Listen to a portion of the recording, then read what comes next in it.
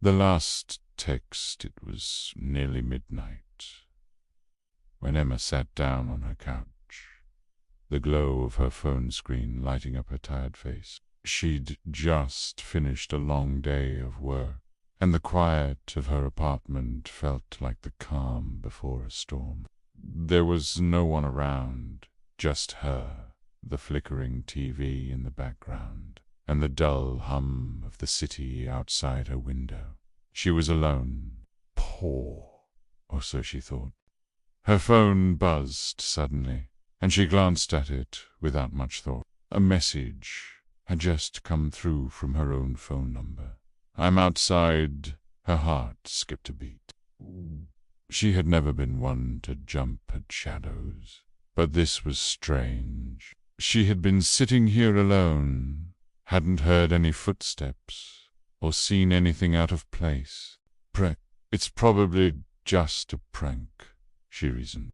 Her fingers hovered over the screen. Maybe it was one of her friends, joking around, or some kind of automated message she had forgotten about. From her own number. Her eyes darted to the window. The street lights outside cast long, ghostly shadows down the alley. No sign of anyone who would send this kind of message. Maybe it's just a glitch, she thought, shaking her head. She typed a response quickly, trying to keep things light.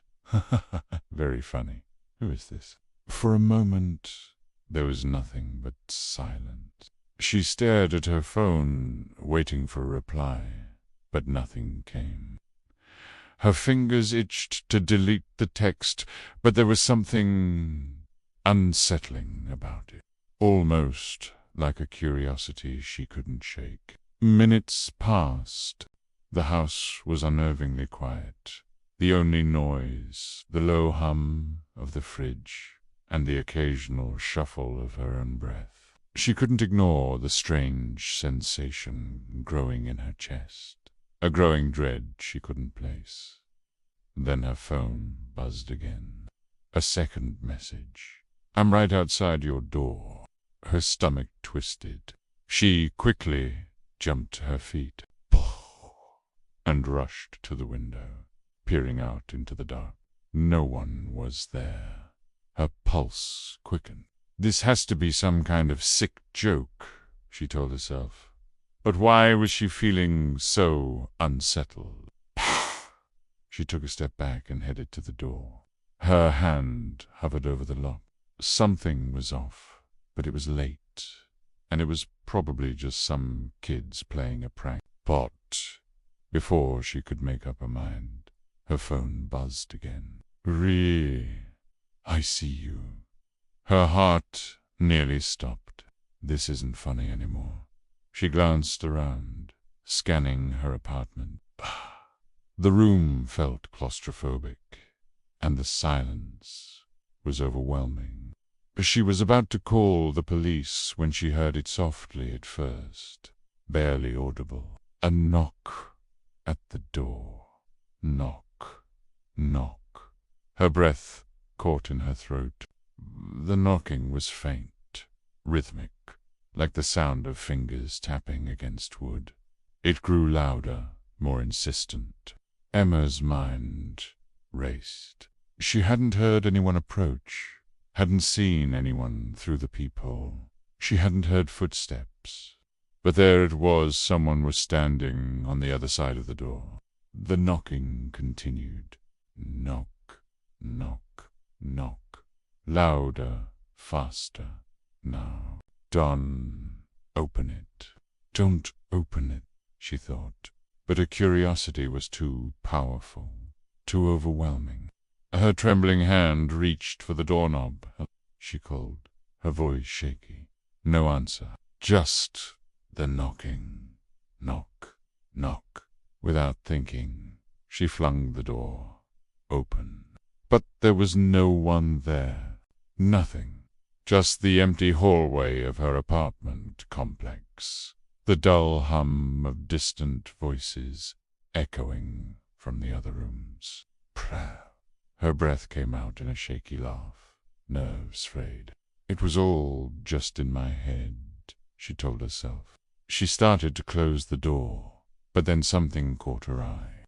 A small, crumpled piece of paper on the floor, just outside her door. It hadn't been there before. She bent down to pick it up, her hand still shaking. The paper was scribbled with a single line in jagged handwriting. You shouldn't he have opened the door. A cold chill crept up her spine, but she couldn't stop herself from looking around the hallway, half expecting to see someone lurking in the shadows. She backed into her apartment, locking the door behind her with a snap. Her heart was pounding a tight knot in her chest. She grabbed her phone, quickly scrolling through the messages. There had to be some explanation.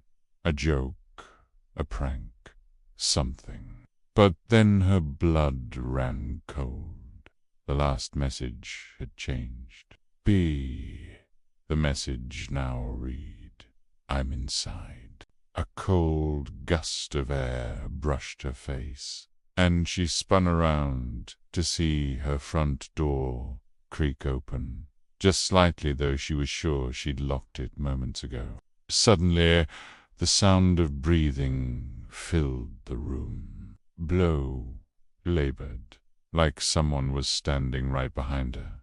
Emma froze. Slowly, she turned her head, but there was no one there. Only the air, thick with tension. Then the door to her bedroom slammed shut. A loud crash echoed through the apartment. Her heart pounded as she rushed toward the bedroom, pushing the door open. Inside, the room was completely dark. Emma flicked on the light, expecting to find someone lurking there. But the room was empty. Everything was exactly as it had been before, except on the bed was a figure, slumped, lifeless, face down. Emma's breath caught in her throat. She slowly approached, her mind racing. As she turned the body over, she froze. It was her. It was her own face, panned, and in the dead silence, her phone buzzed one last time. I'm still outside.